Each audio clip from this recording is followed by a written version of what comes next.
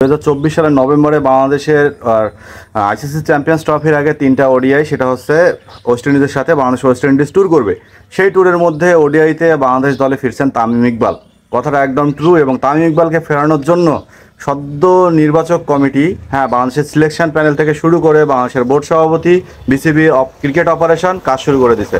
কারণ বাংলাদেশে ওপেনিংয়ে তামিম ইকবালের দরকার, এবং সেই সাথে বিসিবির চাওয়া যে হাতুড়ি আউট, তামিম ইন, এবং হাতুড়ি সিংকে কোনো পাত্তা না দিয়ে, কারণ হাতুড়ি সিং সম্ভবত নভেম্বরে যে ওয়েস্ট ইন্ডিজের সফর আছে সেই সফরে হাতুড়ি সিং থাকছে না বাংলাদেশের চুক্তিতে। চুক্তি থাকলেও তাকে বিদায় করে দেওয়ার মতো একটা কাজ বিসিবি করবে। এবং সেই সাথে তামিম ইকবালকে ফেরানোর জন্য জরুরি তৎপর হিসেবে লেগছে বিসিবি। কারণ হচ্ছে এখানে তামিম ইকবাল এই কারণেই বাংলাদেশের দরকার যে বাংলাদেশের ওপেনিং পেয়ার এমন একটা অবস্থায় আছে যেটা বলার মতো না।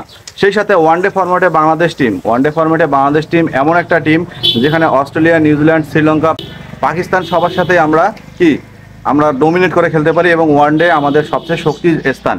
সেই সাথে 2017 সালে আমরা কিন্তু এই চ্যাম্পিয়ন্স ট্রফির সেমিফাইনালিস্ট।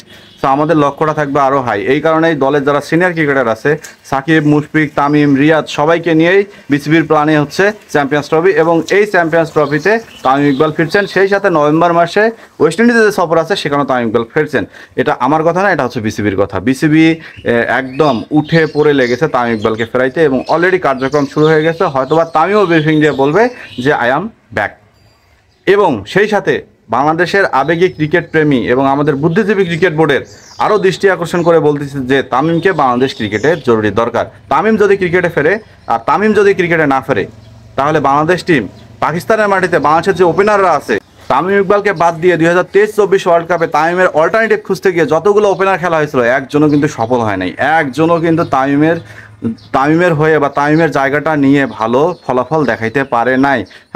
অনেক ওপেনারকে দেখছি, অনেক ওপেনারকে খেলানোর চেষ্টা করছে হাতুড়ি সিং, তামিমকে বাদ দিয়ে। তামিম যেন ন্যাশনাল টিমে ফেরাতে না পারে, কিন্তু তার কোনো পরিকল্পনায় ব্যর্থ। তামিমকে নিয়ে যত পরিকল্পনা ছিল হাতুড়ির, সব কিছুই ব্যর্থ হয়ে এখন বাংলাদেশ ক্রিকেট বোর্ড আবারও ছুটছে তামিমের দ্বারে তামিমকে ফেরাইতে এবং তামিমকে বাংলাদেশ টিমে ব্যাক করার জন্য। সো তামিম বাংলাদেশে ব্যাক করবে, তামিম চ্যাম্পিয়ন্স ট্রফি খেলবে। আমাদের সমস্ত সিনিয়র প্লেয়ার নিয়ে ওডিআইতে যে আমাদের পূর্ণ শক্তিটা আছে, সেই শক্তির একটা দল নিয়ে আমরা পাকিস্তানে যাব চ্যাম্পিয়ন্স ট্রফি খেলতে।